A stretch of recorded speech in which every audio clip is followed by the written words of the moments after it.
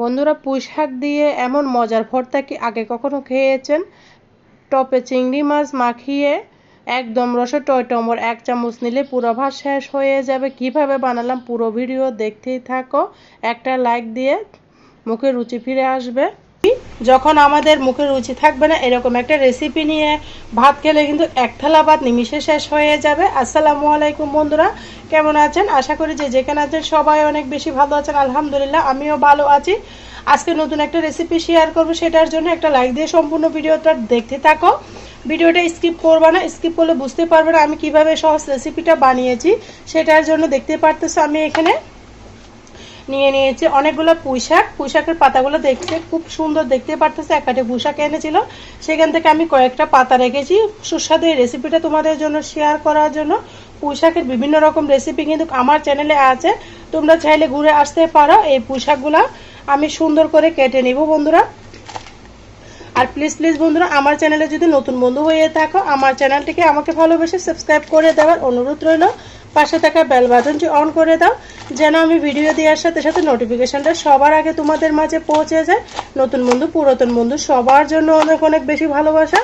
দেখতে পারতেছো পোশাকগুলো কেটে নিয়েছি। মূলত আমি এই পোশাক দিয়ে আজকে একটা ভর্তার রেসিপি শেয়ার করব, যেটা পেলে একদম আঙুল চেটে পুরো ভাত খাবে, মুখে রুচি ফিরে আসবে এরকম রেসিপি। আর তোমরা যদি পাটার মধ্যে বেটে নাও তাহলে কাটাকুটির কোনো দরকার নাই। আমি যেহেতু বাটাবাটির ঝামেলা করব না, তার জন্য কুচি কুচি করে কেটে নিচ্ছি বন্ধুরা। এতটা মজা, একদম আঙুল চুটে পুটে খাওয়ার মতো একটা রেসিপি। পোশাকগুলোকে আমি সুন্দর করে কেটে নিয়েছি, উঠিয়ে নিব।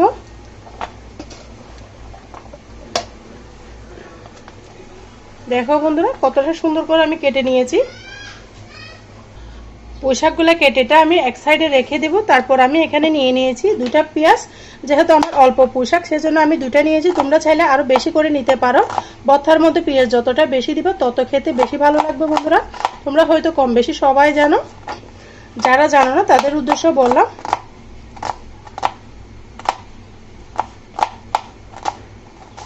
একদম কুচি কুচি করে কেটে নিচ্ছি, দেখতে পারতেছো।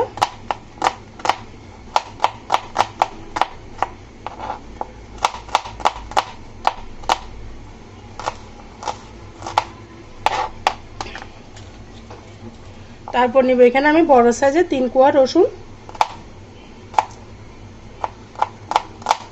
তোমরা যদি পরিমাণে আরো বেশি বানাও তাহলে আরো বেশি করে নিবা। আমি যেহেতু অল্প করে বানাচ্ছি তাই অল্প করে দিচ্ছি সব উপকরণ, দেখতে পারতেছো।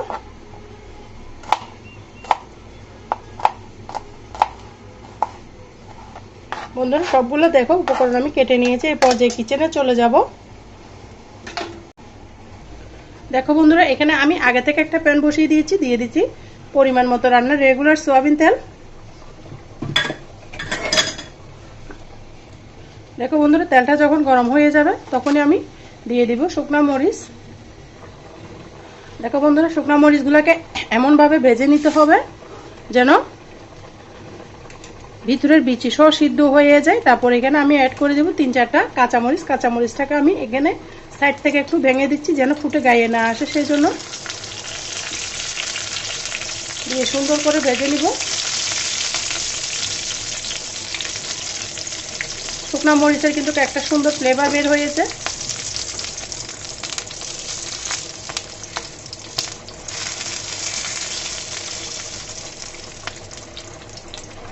চুলার আগুনটা অবশ্য কমিয়ে দিতে হবে, যেহেতু তেলটা বেশি গরম হয়ে গিয়েছে, সেজন্য অবশ্যই চুলার আগুনটা কমিয়ে রাখতে হবে।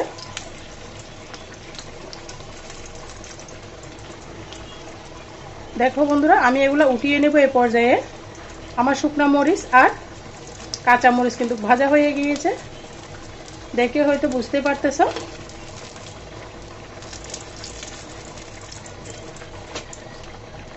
উঠিয়ে নিয়েছি।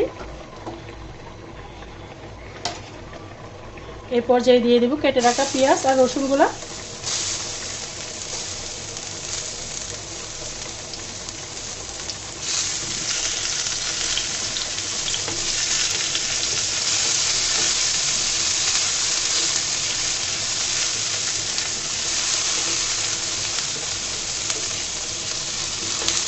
একদম ভাজা ভাজা করে নিব বন্ধুরা। আমার একটু ঠান্ডা লেগেছে, তোমরা আমার ভয়েসের মাঝে হয়তো একটু ভুল শুনতেছো, সবাই আমাকে ক্ষমার দৃষ্টিতে দেখো। আমার ঠান্ডা লেগেছে, গলা ব্যথা করতেছে, তারপরে তোমাদের জন্য ভিডিও বানাচ্ছি।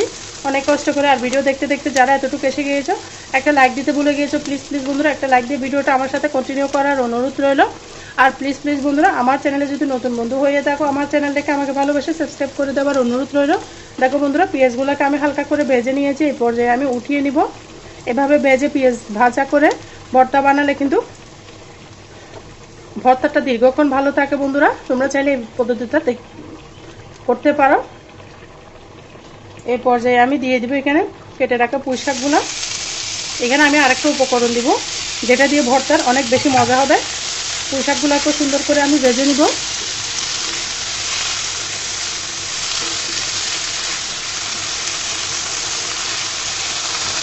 বন্ধুরা, এই পর্যায়ে দিয়ে দিব খুবই সামান্য পরিমাণে লবণ। শাকে যেন লবণটা হয়ে প্রবেশ করে সেই জন্য আগে থেকে শাক দিয়ে দিলাম। চুলার আগুনটা কিন্তু মিডিয়াম করে রাখতে হবে। চুলার আগুনটা হাই ফ্লেমে রাখলে শাকটা সিদ্ধ হবে না, পুড়ে যাবে। তাই চুলার আগুনটা অবশ্যই নর্মাল ফ্লেমে রাখতে হবে। আর দেখো শাকটা অল্প একটু হয়ে গিয়েছে আর পানিটা ছেড়ে দিয়েছে, দেখতে পারতেছ। অনেক বেশি লোভনীয় শাক ভর্তা। তোমরা এইভাবে একবার হলো ট্রাই করো বন্ধুরা। এখন তো পুঁই শাকের সিজন, এক থালা ভাত কিন্তু খাওয়া যাবে আঙ্গুল চেটে পুটে। বন্ধুরা দেখো আমার শাকটা সিদ্ধ হয়ে গিয়েছে। এ পর্যায়ে আমি শাকটাকে উঠিয়ে নিব।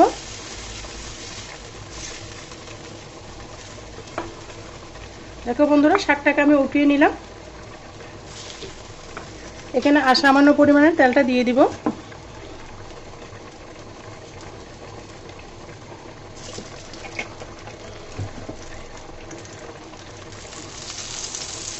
দিয়ে দেবো আমি চিংড়ি মাছ। আজকের ভর্তাটা বানাবো আমি চিংড়ি মাছ দিয়ে।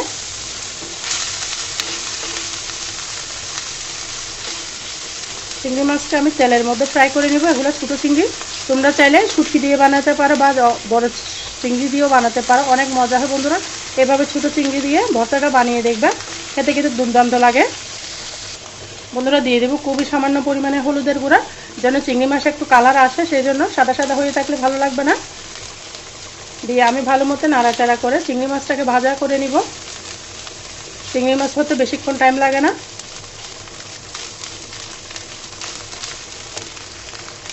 দেখো বন্ধুরা, চিংড়ি মাছগুলো আমার ভাজা হয়ে গেছে। এইভাবে থাক, আমি এই পর্যায়ে ভর্তাটা বানিয়ে নেব। দেখতে থাকো, এটা পাতিলের মধ্যে এইভাবেই থাকবে।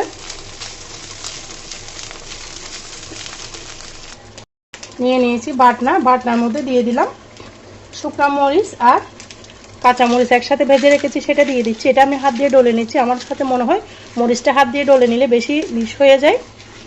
একটু লবণ দিয়ে দিয়েছি, অবশ্যই লবণটা দিয়ে দিবে বন্ধুরা। দেখো কতটা সুন্দর হয়েছে।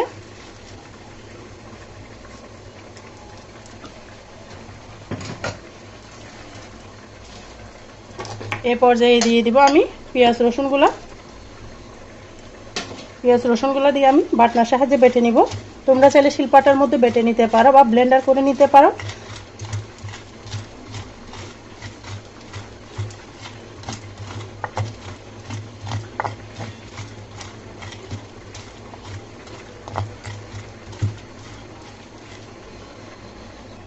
বন্ধুরা, এই পর্যায়ে দিয়ে দিব ভেজে রাখা চিংড়ি মাছগুলো, দিয়ে ভালো করে মিশিয়ে নিব।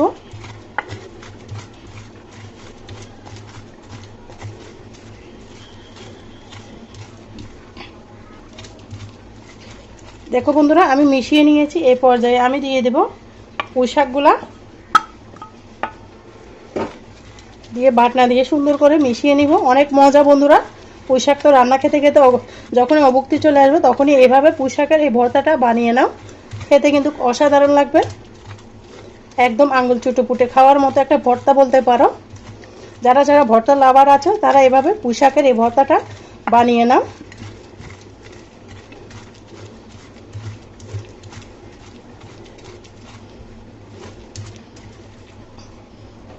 এই পর্যায়ে একটু লবণ দিয়ে আমি মিশিয়ে নেব।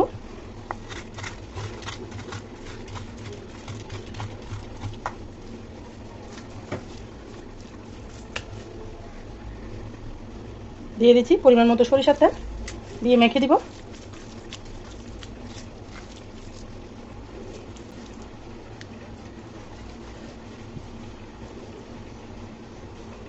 দেখো বন্ধুরা কেমন হয়েছে আমার পুঁই শাকের ভর্তাটা। অবশ্যই ছোট্ট একটা কমেন্টসে বলে যাবে।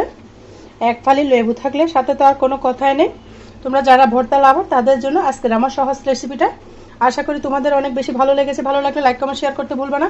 আজকের মতো আমি এখানে বিদায় নিচ্ছি। সবাই ভালো থাকবে, সুস্থ থাকবে। আল্লাহ হাফেজ। আসসালামু আলাইকুম রহমতুল্লাহি ওয়া বারাকাতুহু।